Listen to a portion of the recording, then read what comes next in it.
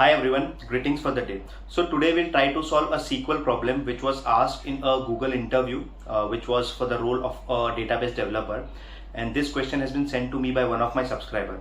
So let's deep dive into the SQL problem and try to solve this problem on a live screen sharing session where I'll try to basically solve this problem using PostgreSQL as a database. So here are the details of a SQL problem. So here there's a problem statement. This is the input table which is called as website_web_log, and this is the expected output. Now let's dive into what this question says, what this SQL problem is all about. So what does it say is calculate each user's average session time. Okay, so we'll have to calculate average session time for each user on this particular website. The session is defined as the time difference between a page load and page exit. So when I say a page load and page exit, it is an action for that particular page in a website. So there's a page load action, then there's a page exit action. So this is what it says. For simplicity, assume a user has only one session per day, and if there are multiple of the same events on the same day, on that day, so suppose there is for user ID 0 and this is a day, if there are multiples of the same events on that day. So multiple event over here, if you see, is page load is a multiple event for a user ID 0 for 25th April 2019. What it says is consider only the latest page load and the earliest page exit. So in that case, we have to consider the latest page code which is there for that particular user ID and the earliest page exit. So let's again take 0 user ID as an example.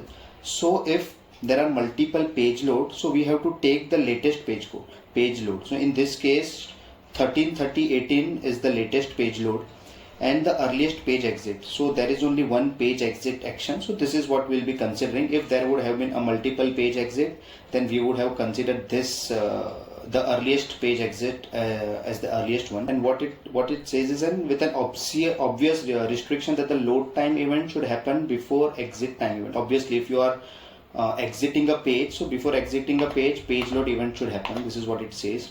Now the output is the user ID and the average session time. So this is how the output should look like: user ID and the average session time for that particular user. So just to explain and give you a brief idea, what we have to do is for each user ID, we have to calculate average session time. And how do we calculate average session time is the maximum timestamp of a page load event minus the earliest timestamp of a page exit event. That's what it says, right? Consider only the latest page load and the earliest page exit. And how do we come to that part is,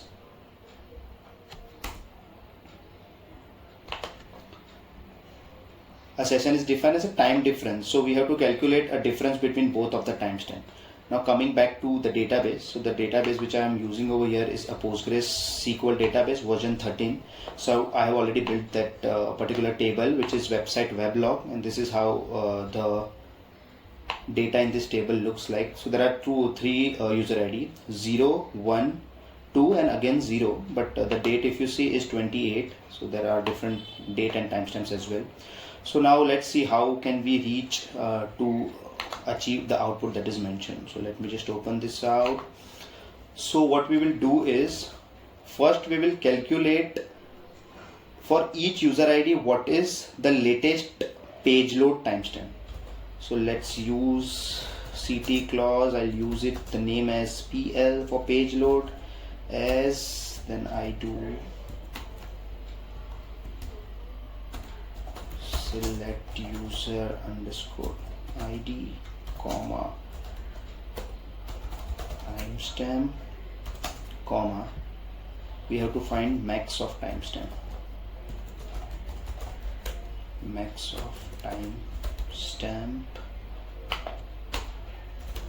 from, let me just copy paste the table name,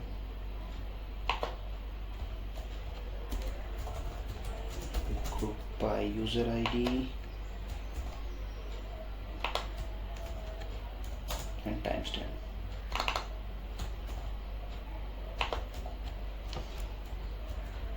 Now let's see what this what is the output of this particular CT. Select star from PL. I execute this query. Okay, there is a syntax error.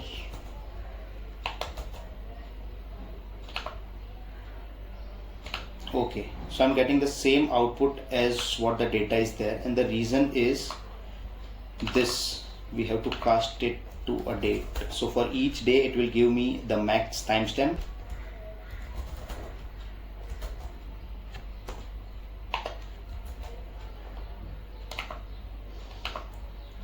Let me order this. Order by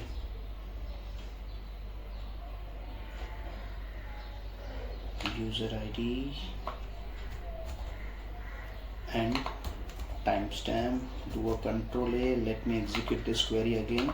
So now if you see, for each user ID for that particular date, I'm getting what exactly was the max timestamp. The only thing we have to add over here is where action equals to page load, because for page load for action page load we are trying to find the max timestamp. So page underscore load, I have added it over here, doing the control A.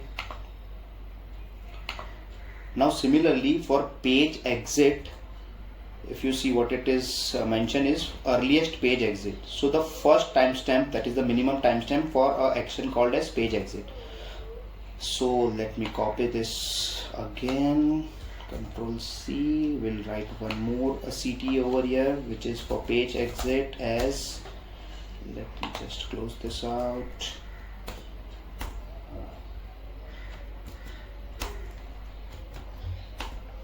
Pasting it over here again. We have to change from page load to page exit. Instead of max, this time it is min. Let's see what is the output of PE. Just to check if we don't have any syntax error, select star from PE. Okay, we have some error over here, which is select star from, okay, there's a comma that has been missed over here. Okay, adding a comma. Okay, so now for each user ID we have got the minimum timestamp and the action is page exit. Now the last part is to join both of this particular CT, so that for each user ID we will get a max timestamp and a min timestamp. So let me do that. Select star from PL. I will do a join PE, of course on user ID, PL dot user ID equals to PE dot user underscore ID. So this will bring me basically all the columns because I'm using select star. So if you see for user ID 0, what is the max timestamp? For user ID 0, what is the minimum timestamp? But the only thing we'll have to remove from this particular query is the timestamp, because if you see the SQL problem, it just says to calculate each user's average session time. So it does not tell us to include timestamp values or on which particular date what was the average session time. It wants cumulative average session time. So let us do that over here. Let me do PL. I'll just include user ID column and let's add an alias over here is max underscore PL is equals to min underscore PE. Closing this for now. Now we can include is the user ID is there. Now writing PL dot max underscore PL comma PE dot min underscore PE. Let's see what is the output. So the best way of reaching to an exact output in SQL is to break down a query in parts and try to execute and see what exactly is happening with the query. So now what I can see is for each user ID I'm getting a max PL and a min PE. Now going back to the requirement, what it now going back to the requirement, what it says is a session is defined as a time difference between a page load and a page exit. So what we can do over here is, now let's calculate a difference between page load and page exit. That is PL, that is page load minus, that is PL dot max. So we have to calculate a difference between two column, max underscore PL and mean underscore PE. So max underscore PL minus PE dot mean underscore PE, and then we have to calculate an average. So let's go and calculate an average. Before calculating an average, let's see what is the output of this. Okay, so it is giving me some output, minus 3 days, minus 21 hours and all those stuff.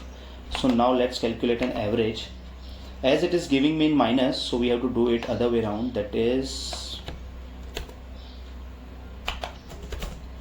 page exit minus page load, which is coming from PL. Now doing an average, because we have to get an average value of the user session time for particular user. Now doing a group by for PL.user ID. I guess we are halfway to our output that we are expecting. Okay, we have got some output which is 31.235. So this output that we are getting is in format 00 stands for hours, 31 stands for minutes, 23.5 is the second, and similarly over here if you see 0 hour, 0 minute, 35 seconds. So the average time for a user ID is half an hour, and for a user ID 1 is it is just 35 minutes. And if you see the input over here, we also had a user ID 2, but the problem with user ID 2 is it didn't had any action which says page exit. So that is the reason user ID 2 is not included in the output. Now the last part is to convert this format into seconds. So how we can do is we can use epoch extract epoch from average this as average. This is